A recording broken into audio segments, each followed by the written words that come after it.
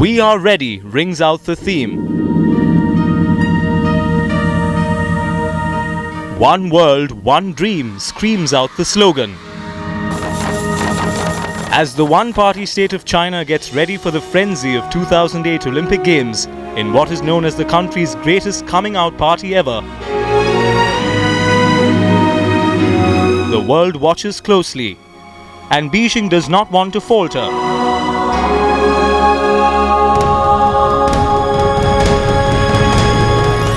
The city gets dressed to set iconic standards, and the hosts wear about themselves a quiet confidence. We are ready. We are ready. Oh. China is going all out to move mountains and blow billions to play the perfect host next August 2008. We are ready.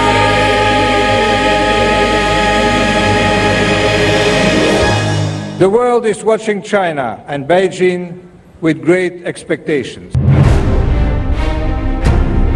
As one of the world's biggest sporting events unravels next summer, Beijing is gearing up like never before to meet expectations and set benchmarks. We went inside Beijing and tried to get to the heart of this matter. Are the Beijing Olympics not just about the game? Is Beijing ready to prove that it is better than the best? That it can match the United States of America, the big daddy of the Olympics, not just in the international sporting arena, but also in the geopolitical space. 36 brand new stadiums, a brand new airport, more than 100,000 volunteers, 1,000 new restaurants. Beijing is promising the world a whole new world come August 2008. The scale that we have seen here is just unmatched and unparalleled. The size of the Olympic Village, for example, has never before been seen, and the athletes are going through rigorous training. It will be a new China that will be on show, a new spirited China, people tell me. China is leaving nothing to fate, from the futuristic up-to-the-minute ultra-tech sports venues to new road, rail and air links, brand new hotels, spruced up historical sites and acres more of green space. The country's capital is gearing itself to welcome the world in a way that has been unprecedented. I'm standing right in front of the Olympic Village where the Olympic opening ceremony will be held in 10 months' time. This is a fantastic construction that's going on here, and the whole world will see perhaps the biggest sporting extravaganza of all time. That's what here the locals tell me. They are very confident that China will put up a show which is henceforth unmatched and unparalleled. At the fast-rising Olympic Green, 5 miles north of the famous Tiananmen Square, all eyes are glued to the Bird's Nest, also known as the National Stadium.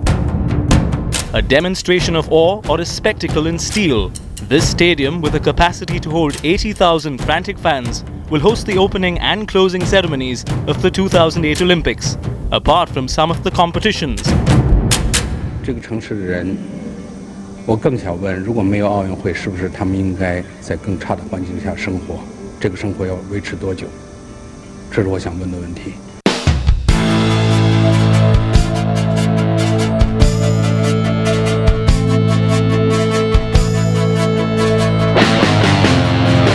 But Beijing's king-size preparations apart, this more importantly is China's fight of another, much larger brand, one that will catapult it straight into the numero uno position.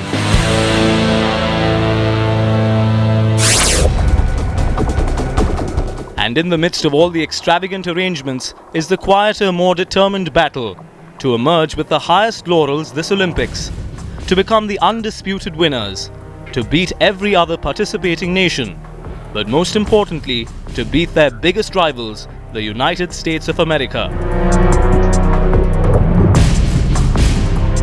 Getting into the heart of the matter, we learned that this is not just a hosting country putting up the stage for the biggest gaming canvas in the world. It is indeed a battle between the two world's biggest superpowers. I would say there's probably greater pressure on the Chinese athletes to outperform since they're the host, since I think they have a greater political stake in this games, as it's their home, it's their locker room, it's their field, and I think they have some greater political pressure. There may be greater rewards for Chinese athletes in this Olympics. We have the dream of the Olympic Games for 100 years. The number of gold medals, that's possible. But then for the total medals, it's impossible, I think. We only have one goal, it's win. But the battle between the superpowers is not just about winning the medals. Isolated for decades, China's communist government today declares a paradigm shift of sorts. This time around, they don't want to miss the opportunity to show off the country's astonishing transformation to the world. And what better opportunity than the Olympics, which are expected to draw 550,000 foreign tourists next August alone. And with it, China is set to overtake the United States as the world's third largest tourist destination. I'm inside the Forbidden City here in Beijing, one of the city's best known tourist attractions. But this might be forbidden, the city isn't. During the Olympic Games, everybody here in the city is ready to welcome the foreigners, the visitors, the media, the athletes. One thing is certain, Beijing 2008 will be different. It will mark a historic new beginning in the world's history of sport. London 2012, maybe America 2016, will find it extremely difficult to match that. More than 100,000 volunteers, specialized Olympic educational courses across the country, over 500 specialized Olympic schools, a detailed study of the history and culture of Olympics. China is going that extra mile and educating the ordinary citizen that has become an extremely important issue in the last 3 years. And as menus in restaurants also have English translations and taxi drivers get a crash course in the Queen's language, we realize that the Chinese are leaving no stones unturned to break every possible language barrier. So English is the international language, and for the Beijing Games, we see so many foreigners would come, and Chinese wanted to talk to people, to foreigners, and also wanted to introduce them the Chinese history, Chinese culture, and also maybe just make a contribution to the games. So not just the teachers, the university students, also like the taxi drivers, and even the ordinary people in communities, they were all learning English. As a student, my classmates and I are very happy and excited. Are there new stadiums for the games? Sorry, so nervous. My English is so soft. Because of the 2008 Olympic Games, and Chinese people know the importance of learning English, and they also take every chance to learn English. The weather too, if one were to be believed, is not being left to the gods. Even while the sultry Chinese weather and foul air may be dissuading skeptics a little too early, all efforts and more are being made to control emissions, utilize rainwater and minimize smog for the benefit of marathons, athletes, tourists and every participating Chinese citizen. These Olympics promise to be one complete eco-friendly effort.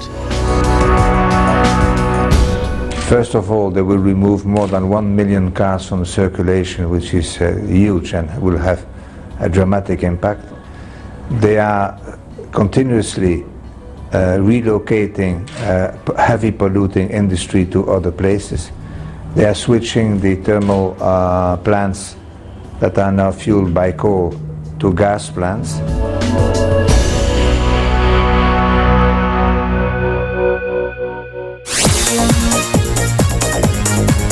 So if all goes well, this is one Olympic year that will be remembered in history. And going by the scale and detailed preparations, all will definitely go well.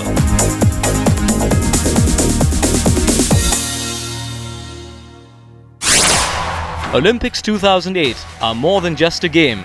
It will be a fight to the finish as one of the two world's biggest superpowers, China and the USA, battle it out in the world's biggest sporting event.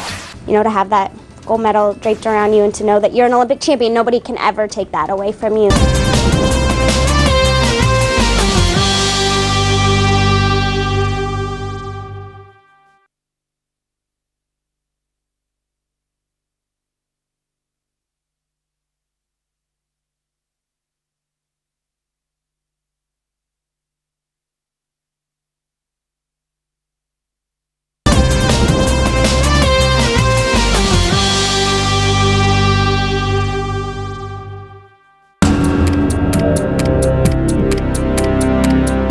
The 2008 Olympic Games is 10 months away, but the biggest sporting spectacle is not just about the game.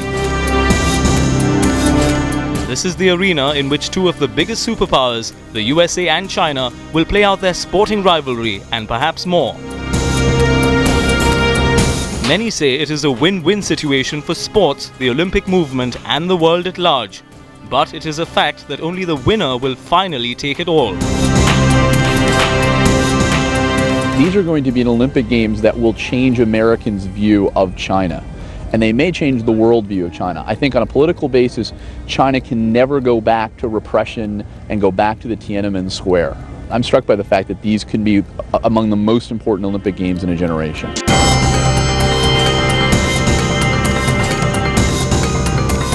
While the 2008 Olympics may be in and of itself quite simply a major sporting event, for years the Games have been politically hijacked. Observers hesitate, though, to call it a war of the superpowers in the political sense. What they will say, though, is it just may be a war of the supercapitalists. Politics and sports are indivisible, especially when we're talking about the Olympics. And this time around, the politics has just gotten bigger. As China tries to reach the top and break away from its almost there position, it isn't just a war of the Games. It is a war between two of the biggest nations, for dominance, for power, for control. And the medals, though a catalyst, are an important factor. America has been reigning strong, and China is threatening to supersede.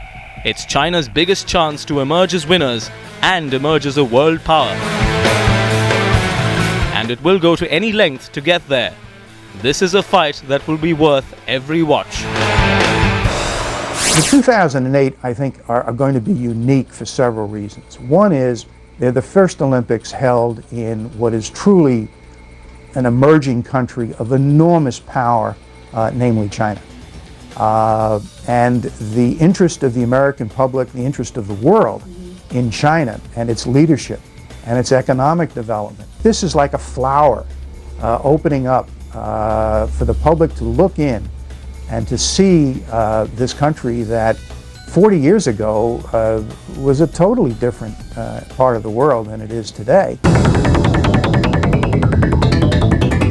In terms of individual performances, the Americans dominated, but in terms of the team, the previous World Championships, the Chinese won. So it's kind of been a battle back and forth, and with the home court advantage, and if all their gymnasts hit, they possibly have a chance because they do have phenomenal technique. Athens 2004 saw the United States winning 35 gold medals and China looming close with a 32.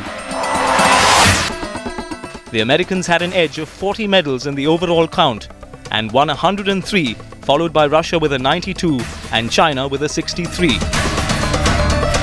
But the heart of the matter, and that which the Chinese will try and exploit, is this. Of the 36 goals, the US won 20 only in 2 sports categories, track and field and swimming. On the other hand, China won 21 goals in 5 disciplines: badminton, table tennis, diving, weightlifting and shooting. China has a much more diversified dominance, and it is that which the US should and is already wary of. Bringing together thousands of athletes, the Olympics is arguably the world's biggest sporting event. In America, they're ramping up just as hard as their Chinese counterparts. Some experts say only a small percentage have a real chance of bringing home that elusive gold, silver, or bronze medal, but for many, it's simply a once-in-a-lifetime experience. The Americans realized this threat. They realized that this time, relying on their 2 high-profile Olympic events will not be enough. and it is doing whatever it can to take over the more non-traditional disciplines of cycling, shooting, rowing, archery and fencing. China, on the other hand, has dominated areas like table tennis and diving, but would try to add medals in shooting, track and field and cycling. The changing dynamics and China's arrival as a sports superpower has forced every other nation, and especially the US, to reassess, refine and set new standards.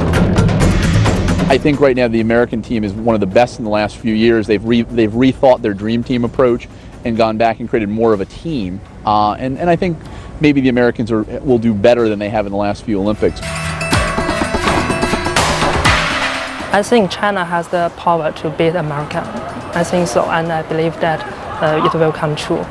I think America is a very strong nation in some sports. Maybe they are not so good in some sports like table tennis, badminton, diving. The Chinese are good. They are receiving pressure from themselves since they've trained for so many years, and also their families and friends, but more importantly for the country, because they are really competing for the country.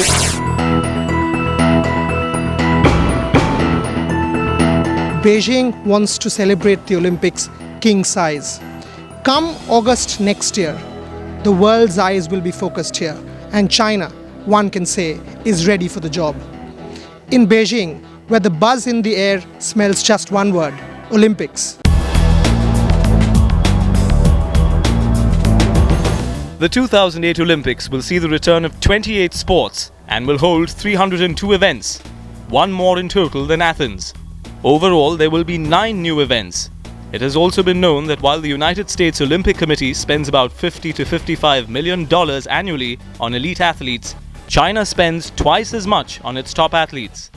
But with all the added advantages comes the pressure to perform and win on home ground. You compete in the home have some very positive things. You have familiar with the environment, your family, your colleagues, your team. So the whole environment is supportive. Home court advantage is really true in terms of you don't have to acclimate to the food or to a different climate. We knew our family and friends were there, we had the media, and once you get to the Olympics, talent-wise everybody's the same. It's who can put it together when it counts most, so it's a mental game. No matter how close the finish, only the winner will take it all. And it is only that fraction of a second that will be the judge of years of blood and sweat. That's what sports is all about, and it makes no bones about it. Only the one with the strongest nerves will survive.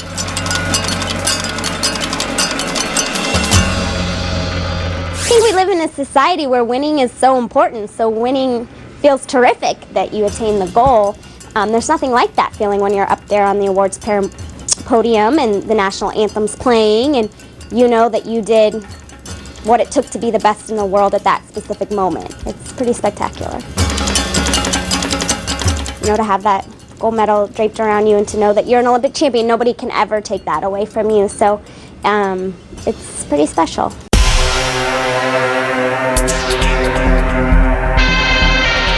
And it's going to be a real fight to get that special position. The US will give it their all to retain their lead, but China will not miss this moment, the moment that is one of the most important in its modern history. For them, these games are about winning acceptance and recognition from a sometimes hostile family of nations.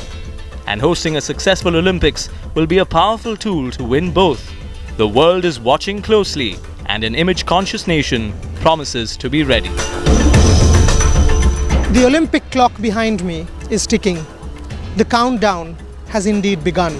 Let me say that at the heart of the matter, it's a battle royale between Asia and the rest of the world, or more specifically, between China and the United States of America for the world's #1 sporting nation's accolade. Psychologically at least, the Chinese are prepared. Whether or not they can transform that into reality will be tested 10 months from now. Till then, from Beijing, which waits with bated breath, Boria Majumdar for Times Now with camera person Sandeep Budhimania.